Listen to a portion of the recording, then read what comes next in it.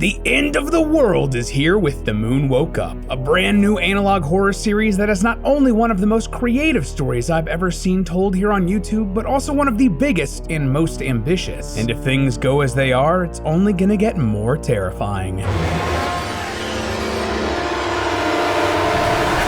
Hello Internet, welcome to Film Theory, the show that's always orbiting your subscription feed. Though it looks like we're about to crash into the planet, quick, subscribe to make sure the videos don't get destroyed on impact. So, loyal theorists, I always try to keep an eye out for any analog horror series that might cross my feed, whether that's here on YouTube, Reddit, or Instagram. At Forrest First, by the way, drop me a follow and send me any cool series that you find. And boy, oh boy, let me tell you, I got really excited when I saw this one pop up. A creepy, horrific face plastered on a celestial body staring down at Earth? Yes, please. That is exactly the sort of thing that I dig, like personally, and it's the perfect sort of horror to theorize about. This is The Moon Woke Up, a series created by Mr. Friend right here on YouTube.com, all about a world where, well, the moon has woken up. Some eldritch entity has taken control of the moon, and other celestial bodies as well, and caused our closest cosmic neighbor to smash into the planet, wreaking havoc on the world's population. Now, the survivors are trying to figure out why this has happened, as well as survive the destruction of the world as we know it. It looks like Mr. Friend has actually been making these sort of horror animations for a while now. I actually remember some of them popping up on my feed randomly, but The Moon Woke Up is absolutely his biggest hit yet, with the first video having a staggering 28 million views and rising. And man, I can see why these videos took off. Because he uses tools like Blender, Mr. Friend is able to capture a really uncanny visual style while still feeling grounded. And honestly, big analog horror annoying orange style faces on planets make for great thumbnails. But even beyond that, as the series has continued and gotten bigger and better, it's mixed in satirical comedy with the horror, creating something akin to Starship Troopers or Helldivers. Citizen,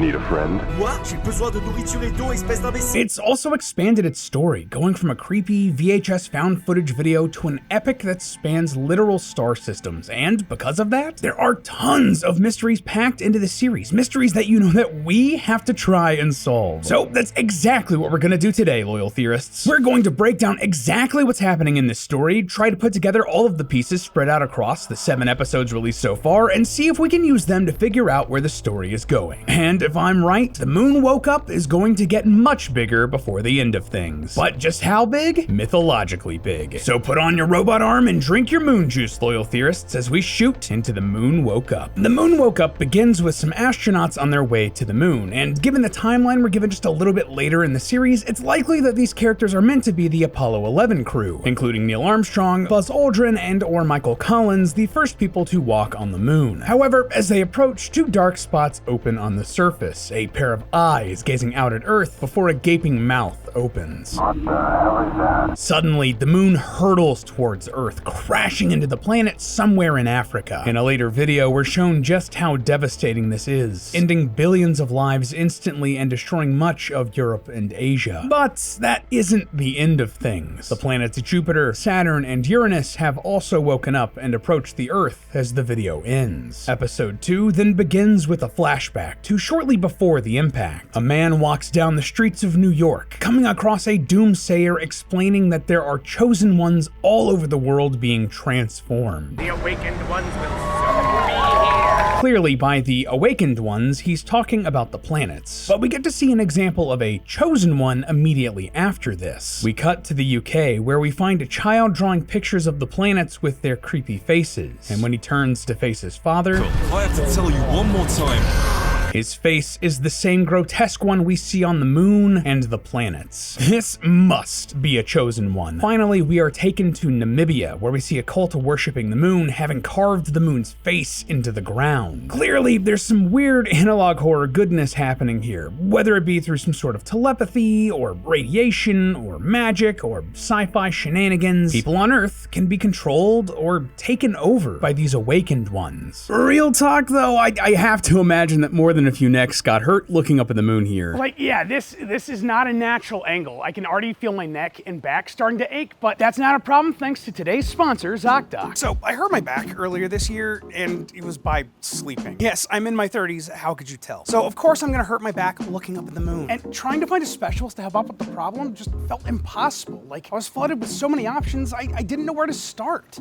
Exactly like that. But then I found ZocDoc. ZocDoc is a free website that helps you search and compare doctors for your needs. They're not giving you the care themselves, but instead connecting you to in-network doctors and professionals for whatever you need to do. Like, they've got you covered for mental and dental health, eye and skin care, primary care, and so much more. And they can help you filter the doctors by insurance and distance and book appointments right then and there. Like, it's that easy. I recently just moved in like the last year and had to find a new primary care physician, and if you've ever had to do that, you know it can be a giant pain. But ZocDoc made it surprisingly easy with over 100,000 healthcare providers I could choose from, each with the reviews from other real patients. And like, I could even do it online instead of over the phone, like seeing appointment times and booking the visit with just a click. And they happen fast, typically within just 24 to 72 hours of booking. When you've found the doctor you need, you can see their actual appointment openings, choose a time that works for you, and instantly book a visit with just a few clicks. Easy. So dude, stop putting off your appointments and go to ZocDoc.com/thefilmtheorists or click the link in the description below to find a top-rated doctor today. Thanks again to ZocDoc for sponsoring today's theory.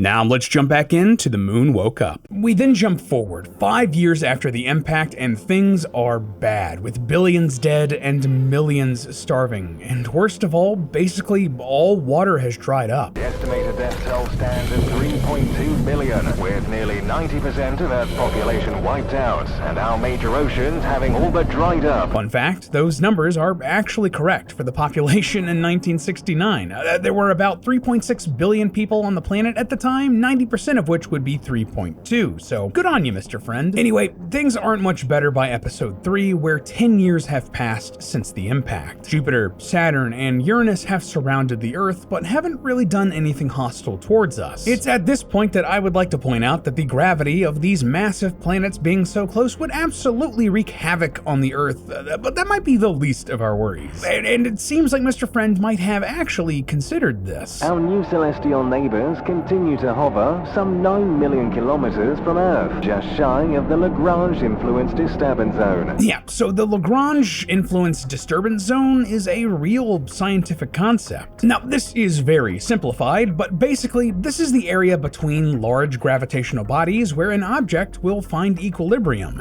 Basically, it won't be pulled towards any of the other objects, so Earth here is kind of just stuck in the middle of space. Finally, the area around the moon's impact site is now known as the Umbra Zone and has thousands of kilometers of land that is dangerously irradiated. This is just not a place you want to be. All the efforts to keep life on Earth going are being spearheaded by the Frontline Research Initiative for Earth's New Defense, or FRIEND Industries. We love a good acronym. FRIEND is being backed by basically every world leader and government that's still alive, basically making them the de facto ruling body of the surviving population. According to episode 4, they're also the largest employer on Earth now, with popular programs in weapons development, water reclamation, marine corps, and human repopulation. The last one is incredibly popular, as you'd imagine. Anyway, FRIEND attempted to launch several probes to investigate the planets of Jupiter and Saturn, though not Uranus, because naturally, nobody wants to get close to Uranus. Of course, things don't go quite to plan, as the probes launched are destroyed by several of Jupiter and Saturn's moons, all of which are awakened that fly out of the planet's mouths. It's just truly creepy stuff, and it looks like humanity is going to be stuck here for a long while. Anyway, we then cut to the point of view of a FRIEND Industries Marine with a cool robot arm as his squad is heading into the Umbra Zone around the moon. We get a ton of world building here about how the outside world functions, about a growing worldwide black market, and the fact that people are still being turned into chosen ones like we saw earlier in the series. Put your masks on. Don't want the radiation turning you into one of those moon-fected. First it was the cosmic frequency turning you into one of shadows. Now it's the radiation. It's all bollocks. Yeah, this is definitely a giant thread they're going to be pulling later in the series. But before we get more of this, the group are attacked by a pair of these moon-fected. One of them just looks like a normal person, while the other is tall, lanky. It's lost most of its human characteristics. It kind of looks like a humanoid moon, doesn't it? It's unclear what's going on here. Like, is this taller one an alien, or someone who's gotten like more infected, or someone who's just been infected longer? If I had to guess, it's probably that last one. I'd bet that the longer you're infected, the more you turn into one of these creatures. But before the POV character can be killed by the monster attacking him, a huge light appears in the sky. A void opens up in the space behind Jupiter, and a giant hand reaches out, plucking it out of the sky.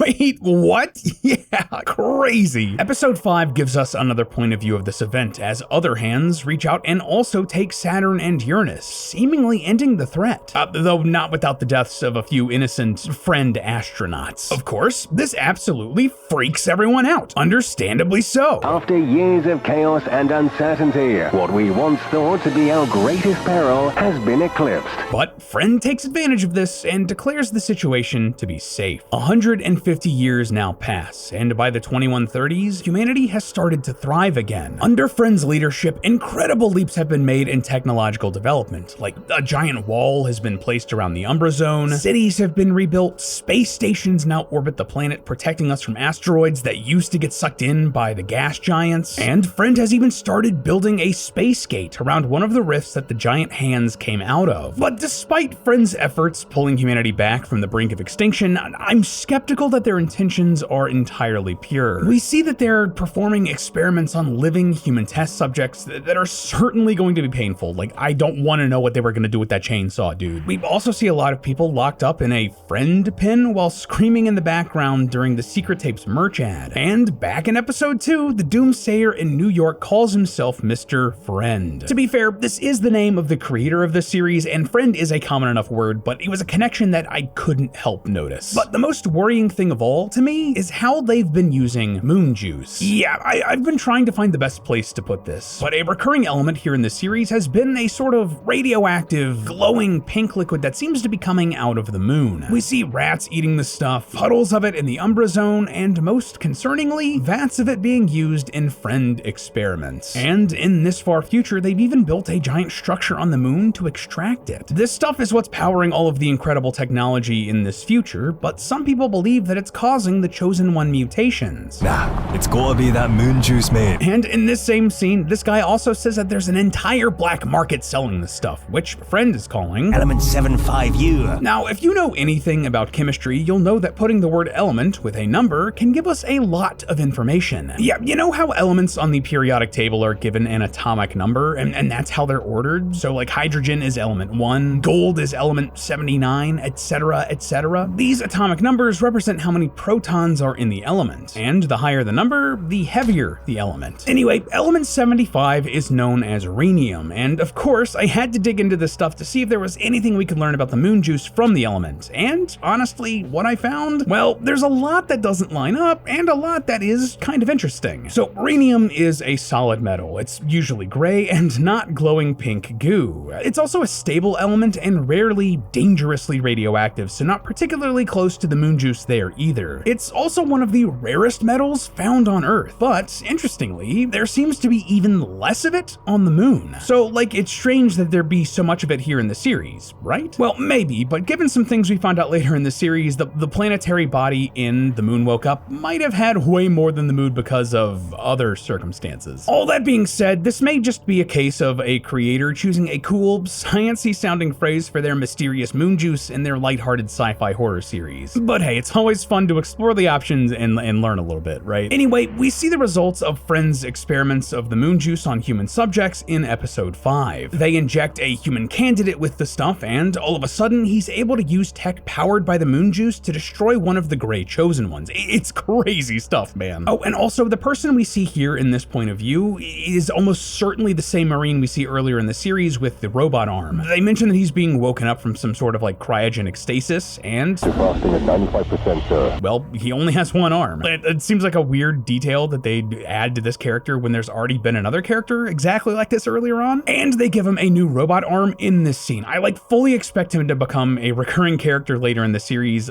maybe one of the astronauts in one of the future episodes, but hey, we'll get there. Which brings us to episodes 6 and 7, which are probably the most ambitious to date. Like, the series is turning into legit science fiction with an interstellar plot. Here we follow several astronauts as they open the Void Gate and travel through it, but they're not alone. Neptune awakens and chases after them, destroying one of the ships and forcing them to exit the void around an alien planet. Here we see a large tentacled monster orbiting a planet as it pulls a moon from its gaping maw and puts it in orbit around the alien world. Apparently, these things visited our solar system in 10,000 BC, destroying the Earth's moon and replacing it with their awakened one, along with the gas giants. Anyway, the tentacled monster then approaches Neptune and sticks its tentacles into its eyes before another one of those massive hands appears and grabs it. One of the surviving spaceships follows the hand, while our point of view follows the tentacle monster as it leaves the solar system, though they're attacked by dozens and dozens of awakened moons, forcing them out of hyperspace and into the orbit of another alien planet, this one with signs of life and 2 moons stuck to its surface, just like Earth. So that's the story so far.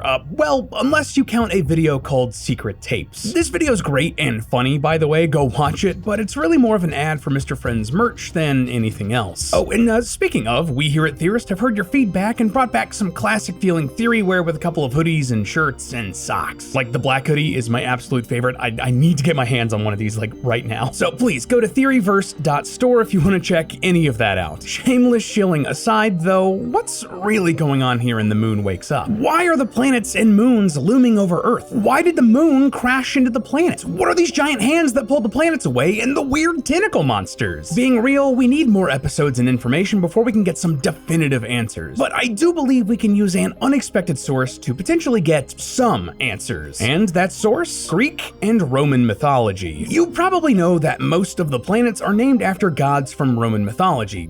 In fact, it's such a strong tradition, it's borderline a rule that planets in our solar system must be named after said gods. And if you didn't know, Roman mythology was basically like Greek myth fanfics, with most of its deities adapted from their Greek counterparts. Zeus became Jupiter, Poseidon became Neptune, Hades became Pluto, but you got demoted, so we're not talking about you. Get out of here. The only exception there is Uranus, who is named after the Greek version of that god instead of Caelus, which was the Roman version. I'm guessing they just had to let school kids get in their jokes about looking at Uranus. Hats off to you, scientific community. Anyway, because these names were used to name the planets, I believe that we can look at Greek and Roman mythology to potentially work out where this story is going, or at least try to get an idea of why it's all happening in the first place. Hey, listen, it's a cryptic analog horror series with short uploads. We gotta take what we can get in terms of info. So, what can we learn by looking at myths? Oh, and just for simplicity's sake, I'm just going to use the names that are actually on the planets in place of the gods here, just so things,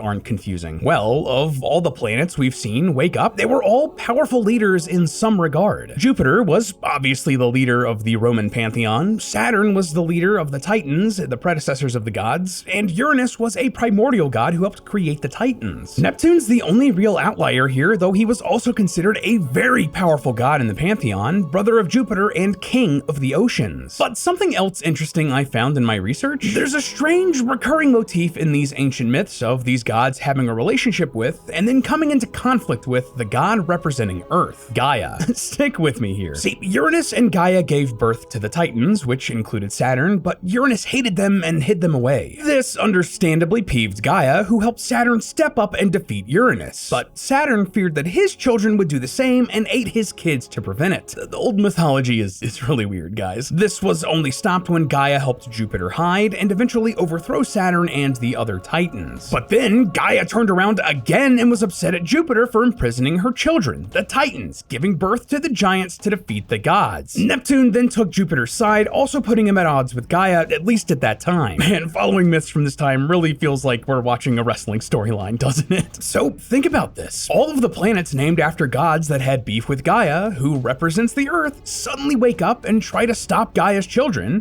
humans, from thriving? From leaving the planet? Or going to other worlds and moons entirely? Seems really sus to me, man. But the cherry on top here, Luna, the goddess representing the moon, also helped Jupiter during the big fight with Gaia. According to myth, as Gaia was searching for an herb to make the giants immortal, Luna didn't shine any light, so Gaia couldn't find it. Luna then tried to destroy the herb themselves to stop Gaia from finding it forever. I don't know about you, but But again, thematically, sounds a lot like what's happening here in the series. Humanity, life, civilization, whatever you want to call it, that was like the herb that Gaia was looking for. And the moon tried to snuff it out, trying to stop Gaia, or the Earth, from really being able to fight back. So here's what I'm thinking. Like, we know that the ancient humans saw our original moon being destroyed and then replaced by the awakened moon. We also know that there's a weird psychic or magical or radioactive effect that can infect the minds of humans, even if the planets aren't necessarily awake yet. Like, sure, the moon juice seems to directly infect people, maybe, again, it's very unclear, but remember that kid from episode 2? Or the doomsayer in New York? Or the cult in Namibia? They absolutely knew about the moon being awake, or were infected by the moon phase syndrome before the action of the series got started, before the moon juice was on the planet. Well, let's combine these two ideas. That would mean that this ancient event that caused widespread devastation almost certainly lived on in the cultural subconscious of humanity. And in fact, that could be the source of a lot of the mythology that inspired the names of the planets in the first place. It's kind of like a self-fulfilling prophecy, right? Oh, and just one last thing before we move on here, but when I was first researching this episode, I was wondering if we were going to continue to see the other planets wake up. After all, Mars, Venus, and Mercury, as well as a lot of the other dwarf planets like Ceres and Pluto, are also named after these mythological figures. But that doesn't appear to be the case.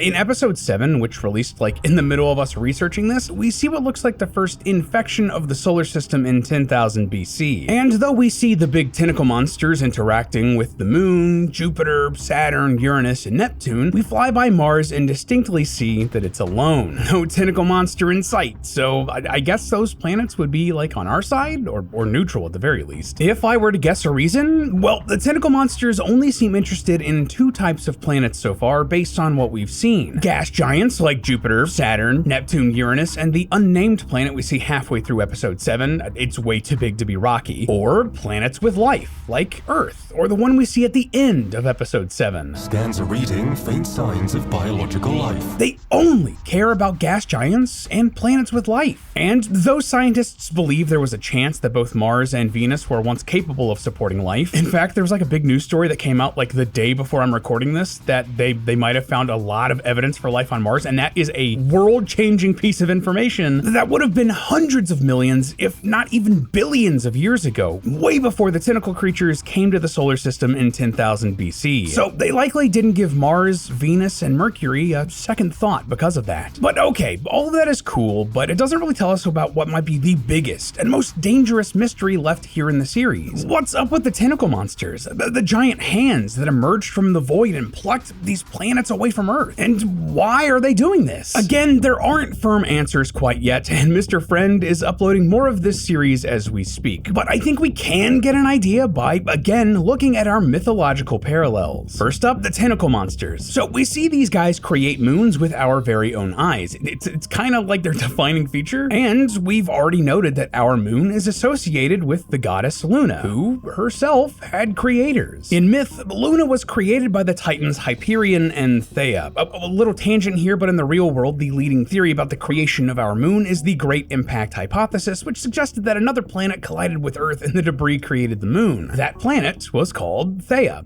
Astronomers are real big nerds, and I love it. Anyway, in the myths, Hyperion was also imprisoned by Jupiter when he overthrew the Titans with the help of Gaia, and Hyperion wasn't too happy about that. This could explain why the tentacle monsters are so interested in planets like Earth that have life. It's representative of any grudge that Hyperion might hold against someone like Gaia. But here's the thing, Hyperion didn't only create Luna, he was also responsible for the creation of Sol, the representation of our sun. If the tentacle monsters represent Hyperion, that could also explain why they're so interested in the gas giants. Now, this is incredibly simplified, but the biggest difference between a gas giant like Jupiter and a star like our sun is mostly just the amount of stuff in it, the amount of gases and other elements clumped together. So basically, if Jupiter just had more stuff in it, it would have become a star. Well, think about this. We also see that the gas giants wake up in this universe thanks to the tentacle monsters. So what if the end goal of these tentacle monsters has to do with stars, like Sol, our sun? That's a way for the series to get even bigger, right? Have them wake up our sun just like they did the gas giants. So that potentially explains the tentacle monsters, but, well, what about the other giant hand-shaped elephant in the room? This is clearly not the same thing because it's, well, a hand, not a tentacle. tentacle. At first, I wondered if they were connected in some way, like maybe the tentacle monsters are preparing the planets for harvest or something like that. But the more we've seen and the more I've sat and thought about it,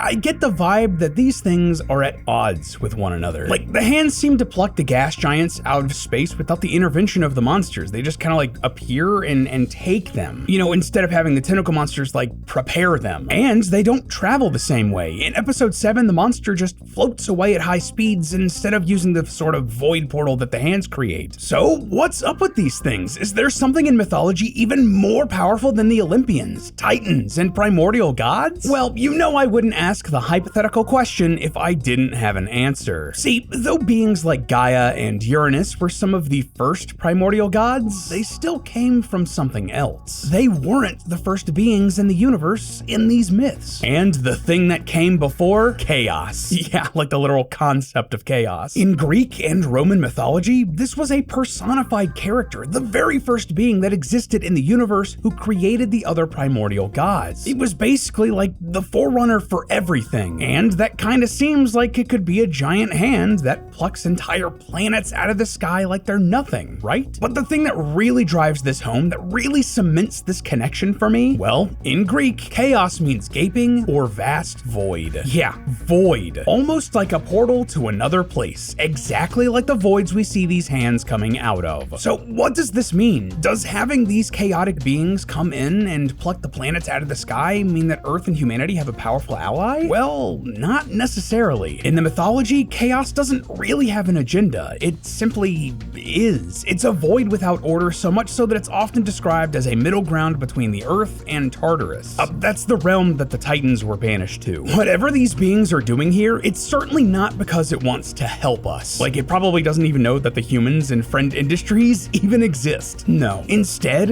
if anything, if these chaotic beings end up saving humanity, it won't be on purpose. It'll be a side effect of whatever bigger plans it has going on, while also dooming the Earth to a bunch of unexpected fallout. Which, hey, at least it kind of fits the satirical tone the series has taken, doesn't it? But hey, that's just a theory. A film theory. And cut. Up next on Film Theory. One of the scariest analog horror series on the entire internet has finally returned.